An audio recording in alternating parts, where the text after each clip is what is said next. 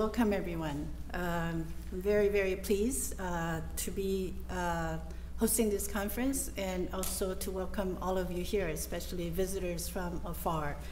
My name is Su Mei Shi, and I'm the director of the UCLA-NTNU Taiwan Studies Initiative, and this is the annual conference of our initiative. And I'm also a professor of Asian language and cultures, comparative literature, and Asian American studies. Before we start the opening remarks and the conference proceedings, I am very pleased to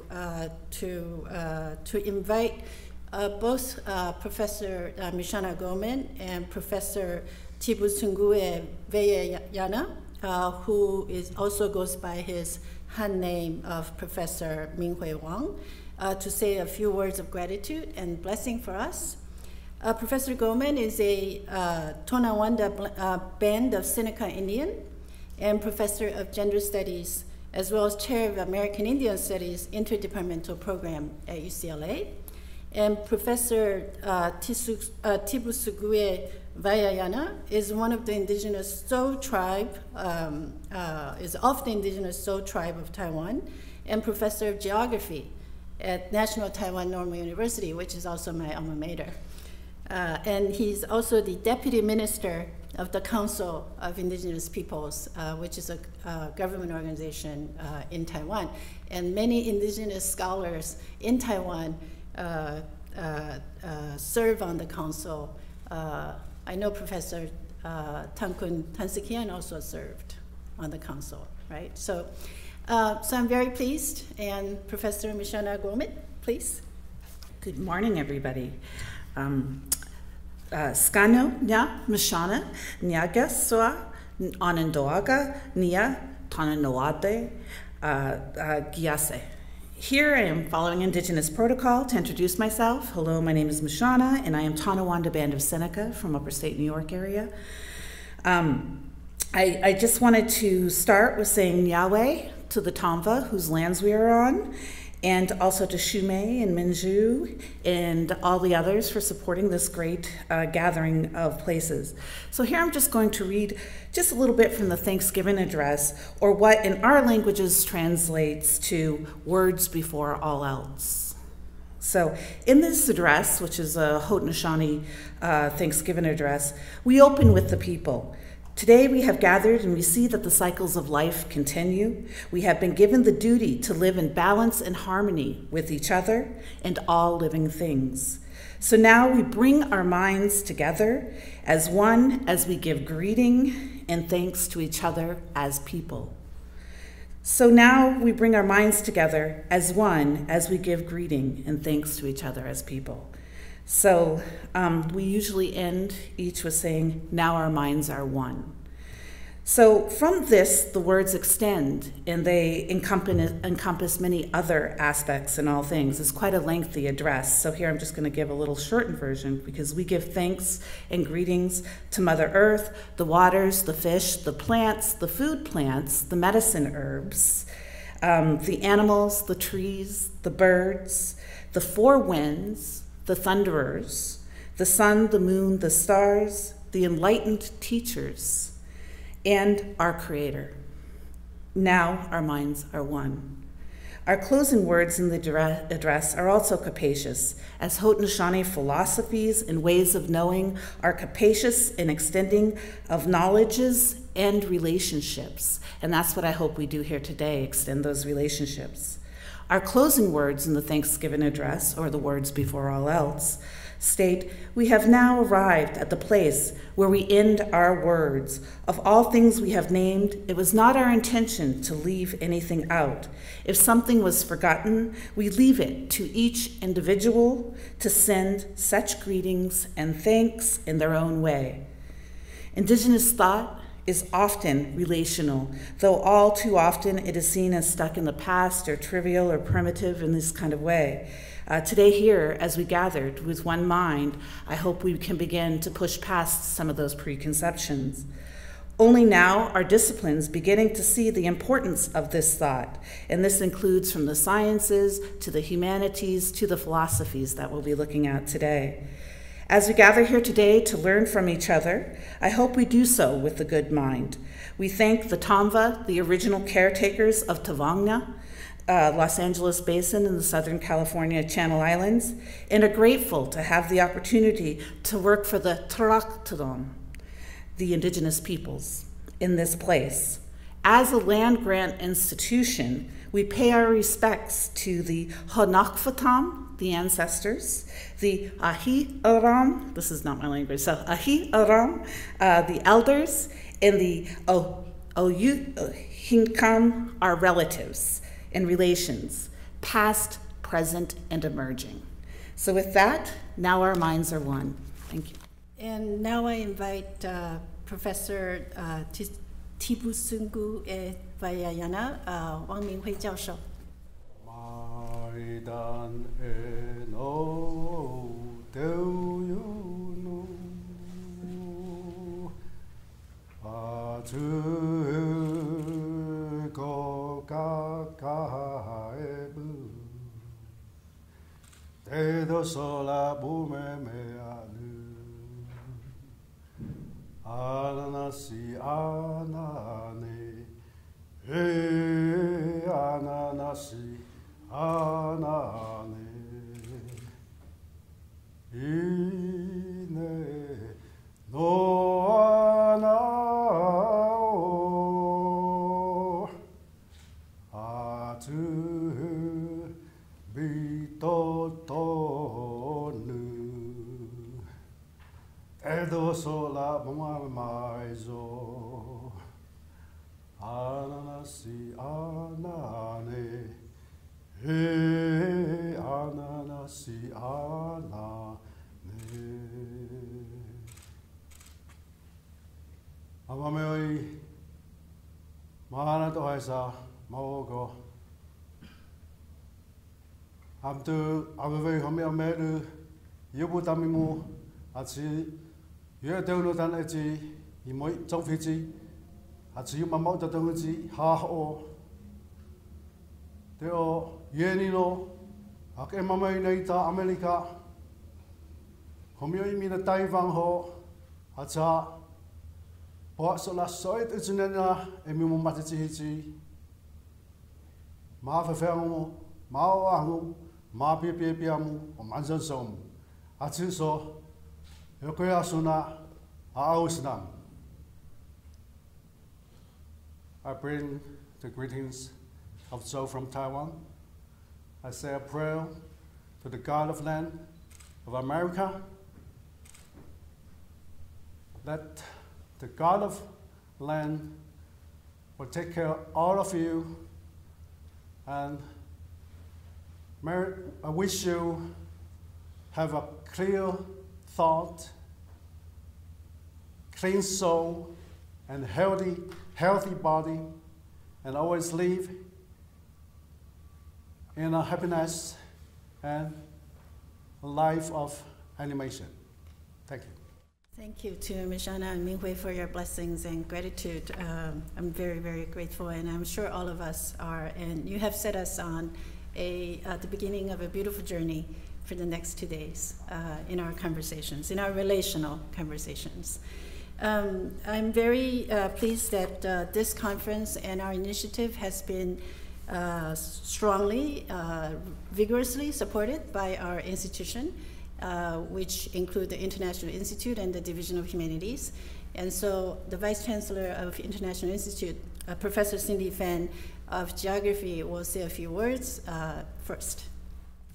Thank you, Su Mei. As you mentioned, my name is Cindy Fan, and it's my honor to welcome you to UCLA and to this very first UCLA-NTNU Taiwan Studies Initiative Conference.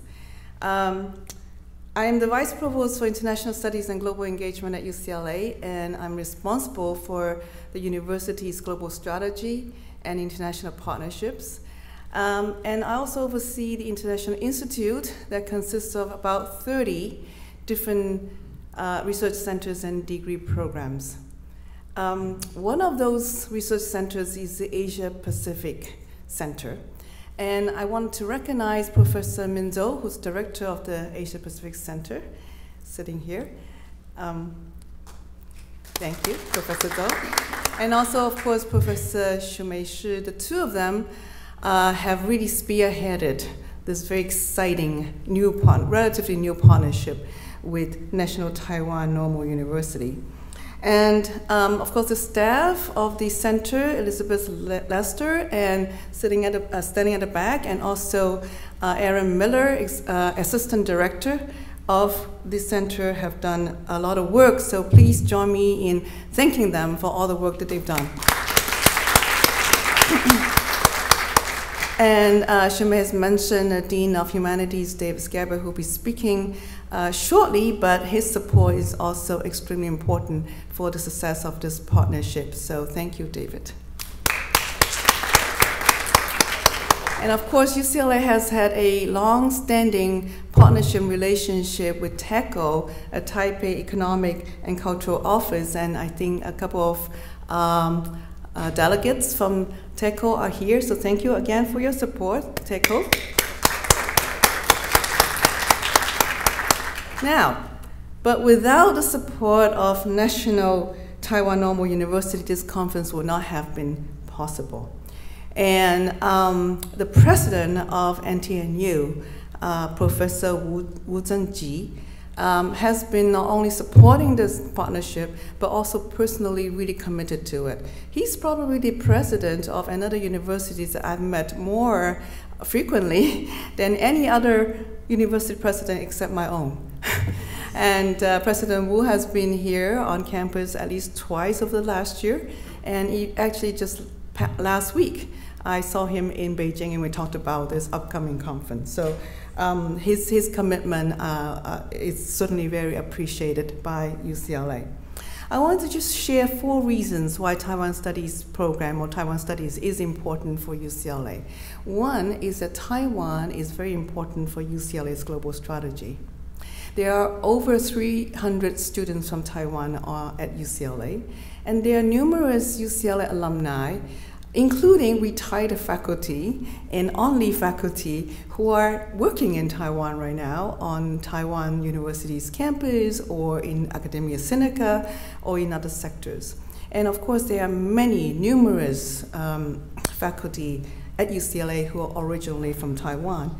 And we visit Taiwan frequently, and Chancellor Jim Block of UCLA is actually going to Taiwan again next month. And I personally, I think Su Mei and Min Zhou know that I really like doujiang youtiao. So I might actually sneak out from some of the meetings in Taiwan to just to eat doujiang youtiao. The second reason why Taiwan Studies is important for UCLA is that this is an initiative which really exemplifies what a partnership looks like. There's faculty exchange, student exchange, collaborative research, so it's very multifaceted. And I'd like to thank the several NTNU faculty who travel all the way to this campus today to promote this partnership, to participate and promote this partnership. The third reason is that this is a program that is a wonderful example of how a decentralized and large campus like UCLA can work together with units across campus to put together something that's interdisciplinary and collaborative. So the Asia Pacific Center, it's the leading organizer, but there's also Center for Chinese Studies, American Indian Studies, and Center for Japanese Studies are also some of the partners for this program. And as a global city, Los Angeles is extremely diverse, as you know, and so a program like this is also helping UCLA to strengthen its relationship with our diverse communities in Southern California. And finally, I was very touched by the blessings this morning.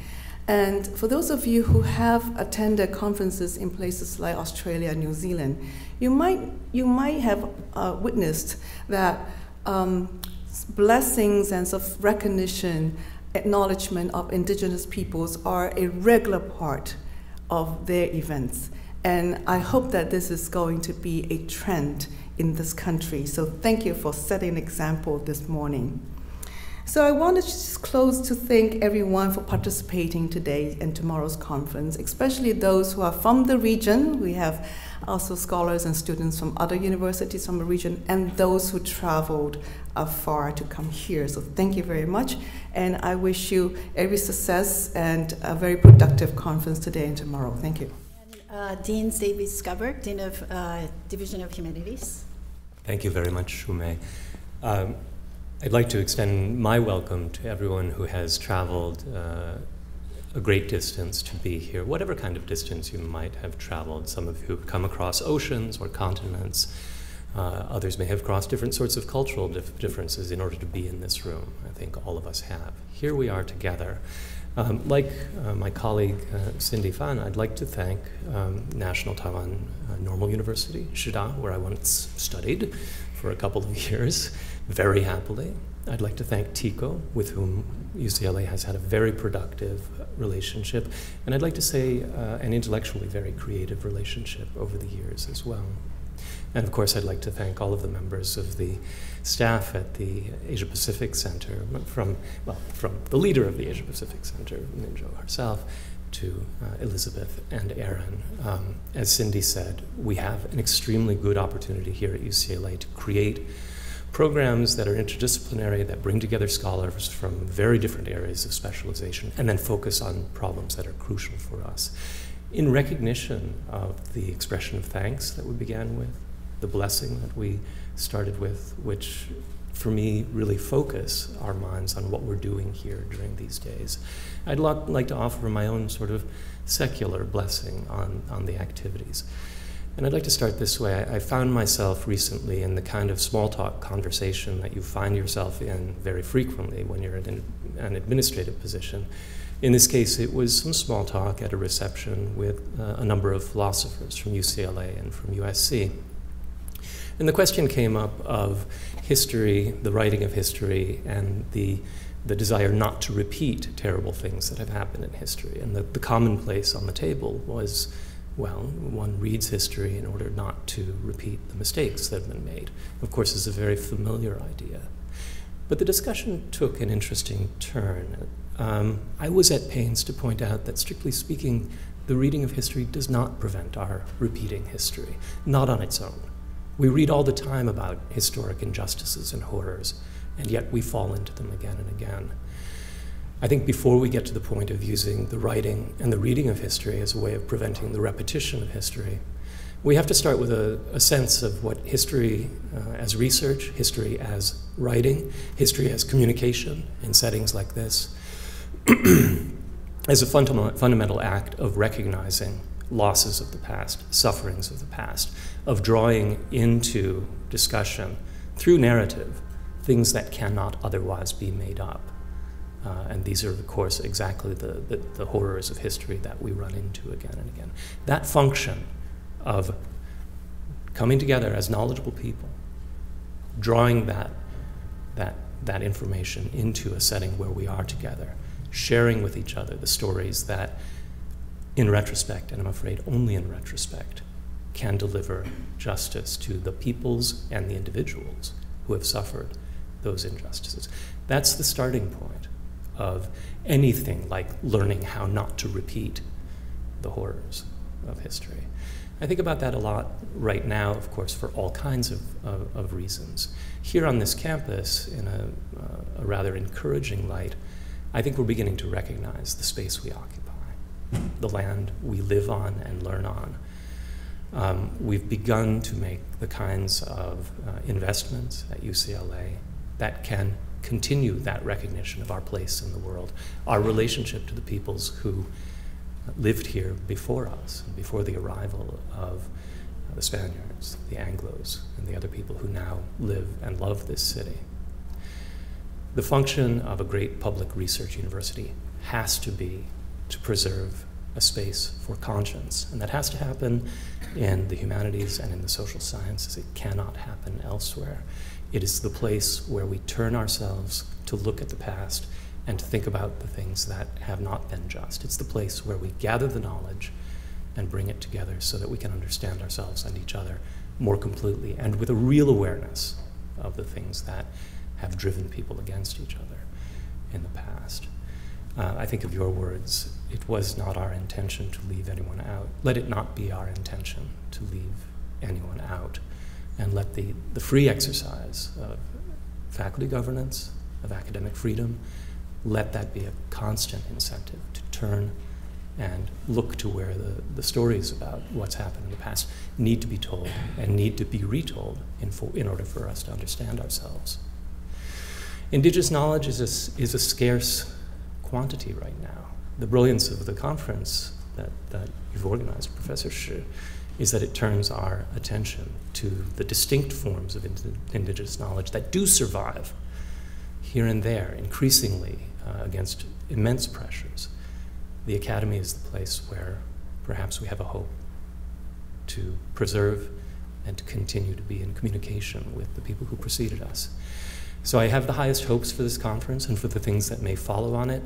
I'm very happy that you've come this distance to be here together. I hope that the discussions are lively, because they are, after all, live. We're here together. Let us question each other deeply. Let's ask very good questions, critical questions, and let's go away with strong, knowledgeable relationships. Thank you very much. Cindy and David, for your support, and to make a plug for making Indigenous studies central to the mission of the university. I would like you to consider that way have an Indigenous studies scholar in every department across UCLA. I think that would be amazing. And next, I'd like to have Professor Min Jo, who's the director of the UCLA Asia Pacific Center and the biggest supporter of Taiwan Studies program. She's also the professor of sociology and Asian American studies and Walter and Shirley Wang Chair of U.S.-China Relations. Before your remark, Min, I'd like to invite Professor Tibusugue Vayayana, who would like to present a historical map of Indigenous Taiwan to our university. So if Min, you would accept the map, and also actually there's also a whole set of books, which then we hope to donate to the library. Yes? Beautiful. Okay. This is an atlas of Taiwan indigenous people. Several people to hold it. Yeah. Maybe.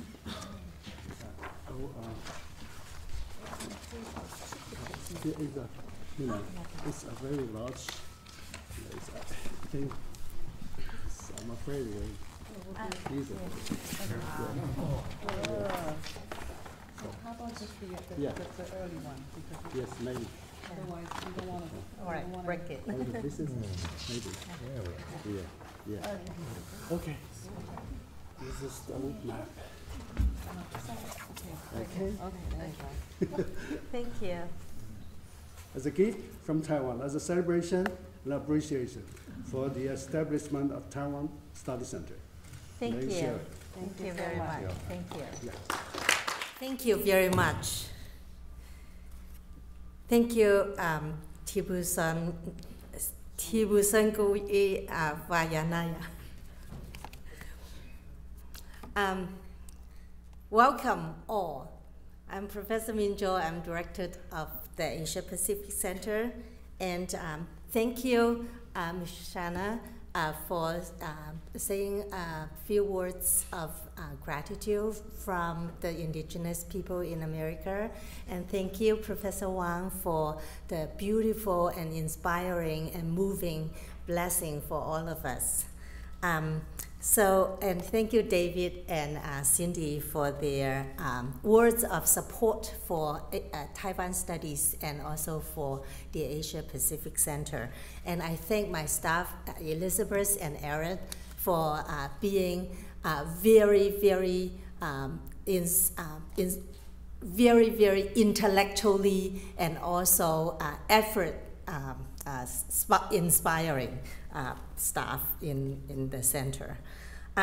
So thank you all for coming. And I always compelled to say something about our center because our center is restructured and is new, and we are taking on a new mission and height. So I first want to say a few words about what our center is doing. And our center is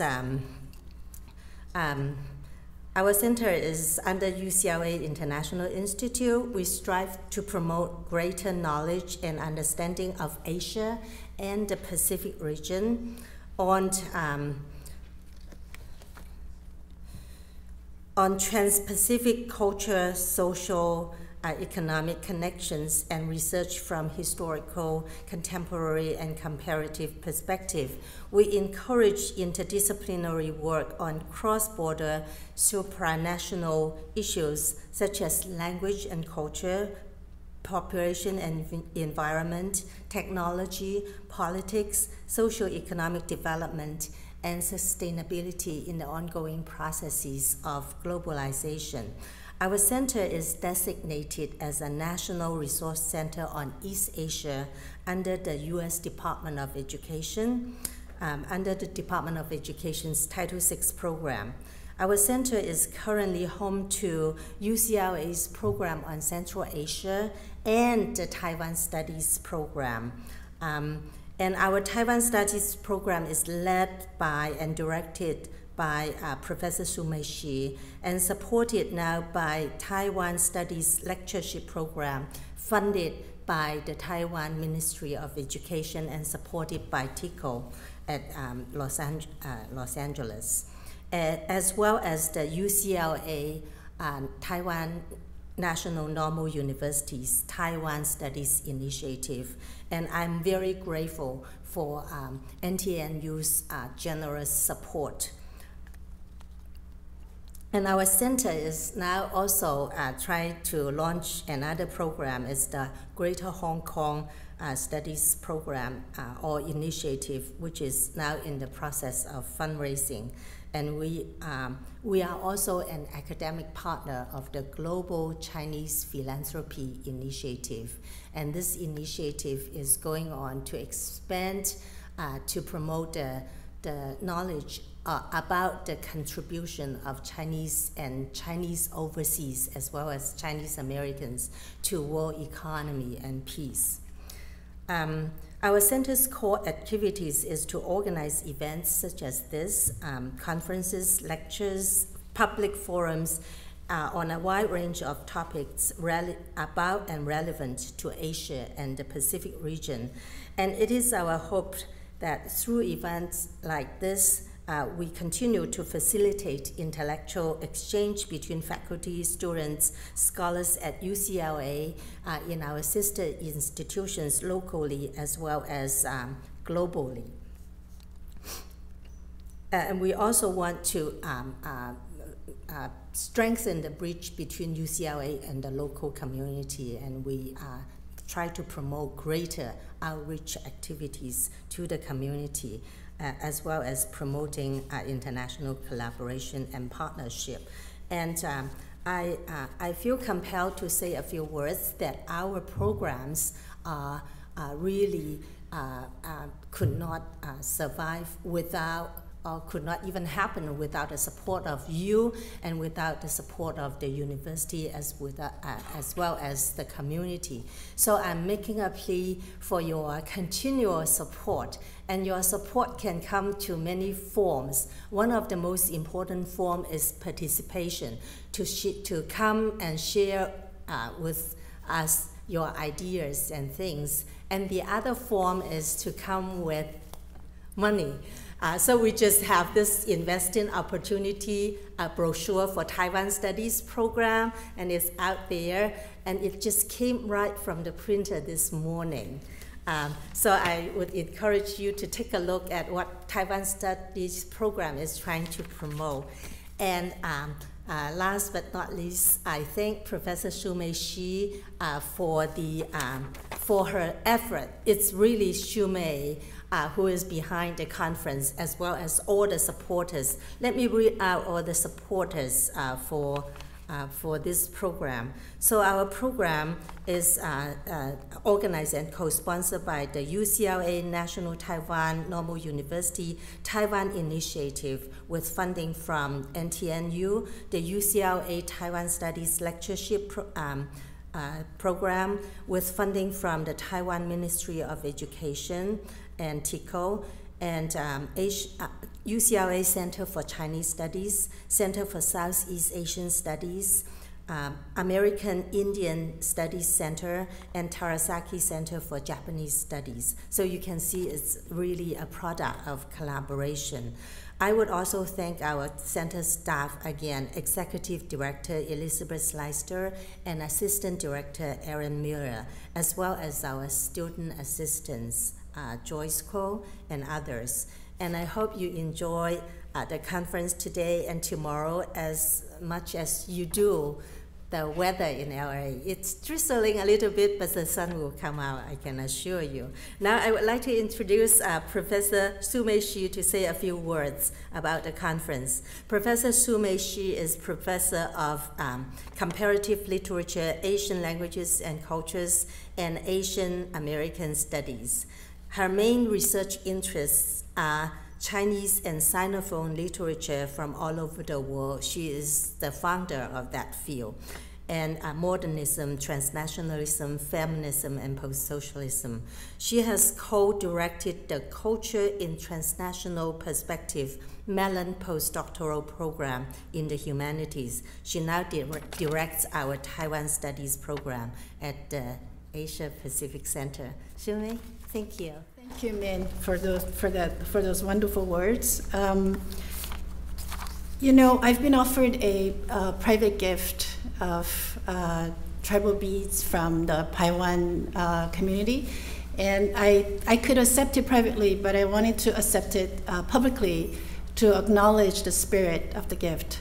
So, you know, may I invite Ibao Dadelavan, who is our keynote forum writer, who will be speaking this afternoon, and Faye to translate for her.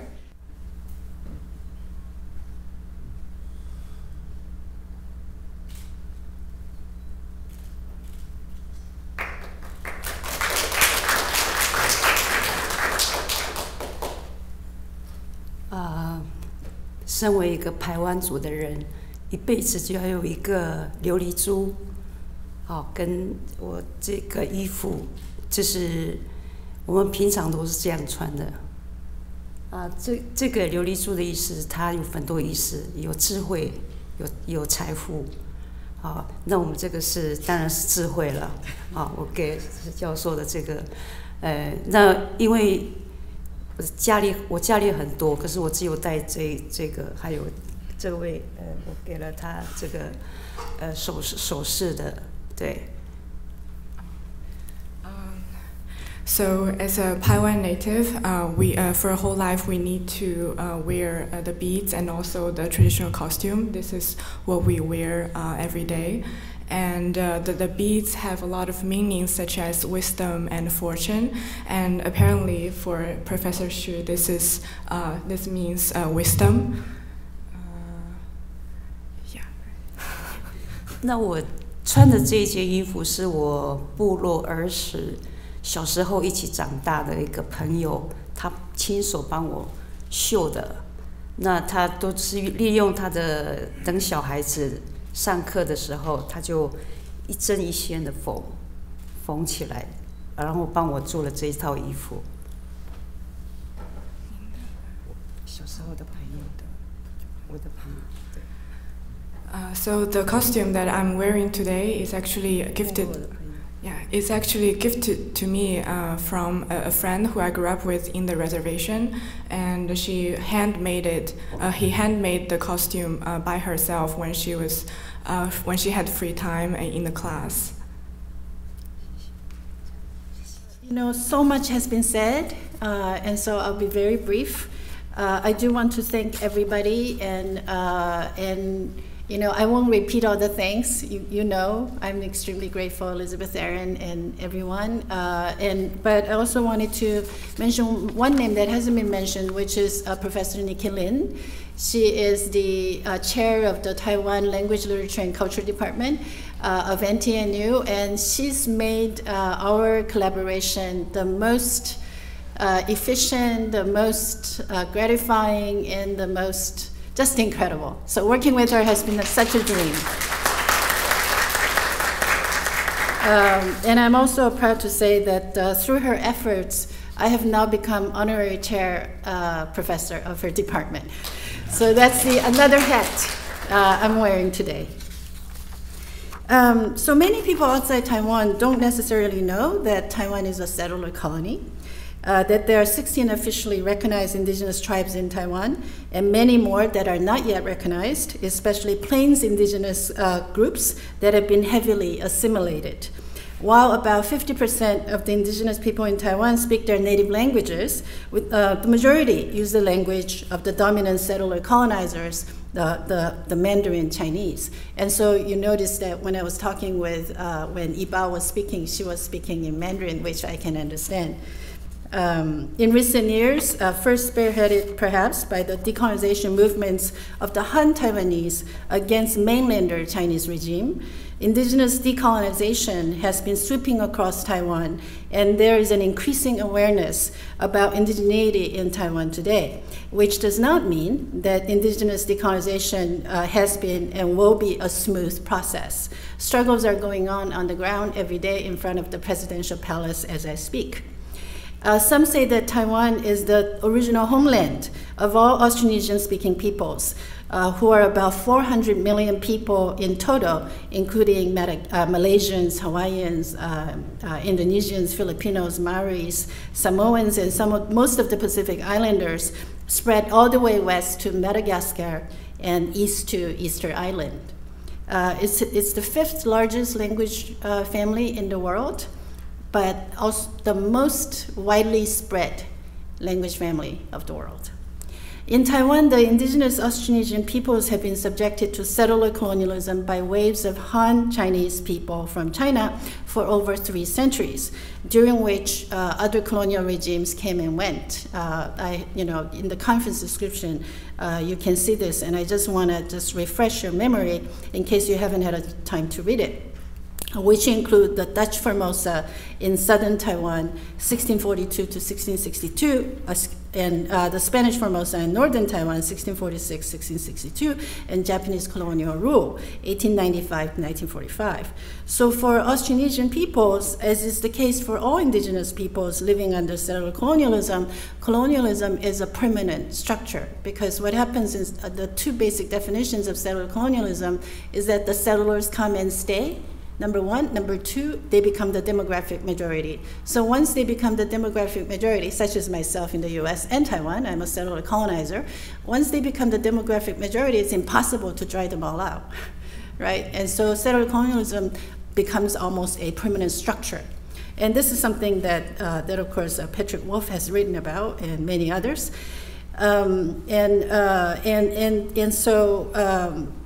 Seen in this slide, those of us who have studied and wrote about post-colonial theory as an academic discourse in settler colonies such as Taiwan and the United States, it might be a form of disavowal of indigeneity and settler colonialism, and can be understood as another settler's move to innocence. And this is the language used by Tuck-Ken Yang in a very famous article, Decolonization is Not a Metaphor, and Wayne Yang will be speaking tomorrow.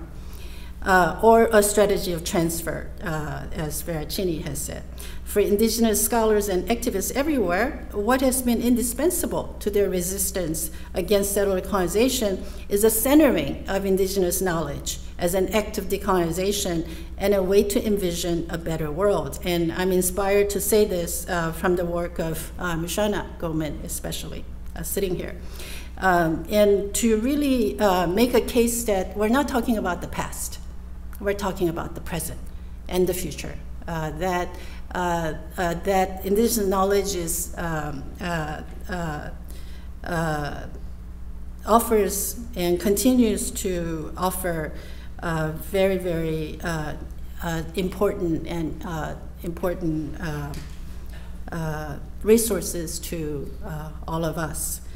And what this kind of, the effervescence of indigenous knowledge around the world has resulted in a widespread indigenous knowledge movement, in short, IK movement, indigenous knowledge, IK movement, not IT, of which Taiwan's indigenous discourse, though little known, is a constitutive part. And this is one of the reasons why I was hoping to bring indigenous scholars and those who are working on indigenous studies together from Taiwan, US, and today we also have scholars working on the Philippines and also Okinawa. And hopefully in the future we could have even broader conversations with indigenous scholars from other parts of the world. So I'm pleased that, you know, everyone I have invited has accepted the invitation, which attests to the felt need of, number one, conversations among indigenous scholars from different parts of the world.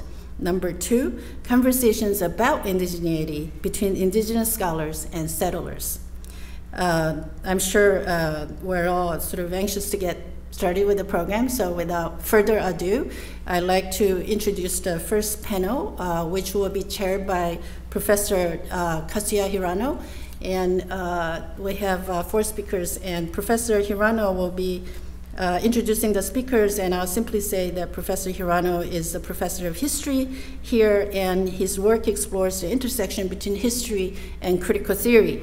He's the author of The Politics of Dialogic Imagination, Power and Popular Culture in Early Modern Japan, and he's currently working on a monograph on Japanese settler colonization of indigenous Ainu people of Hokkaido. And I'd like to invite the panelists, and we need 1 extra chair for translator. I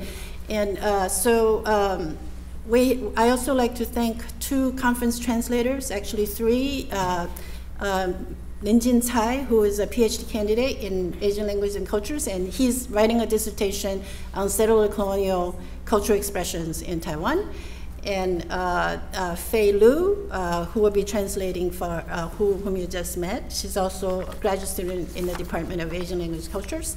And Spencer Chen, who will help out a little bit today. Spencer, where are you? Yeah, and you're in sociology, right?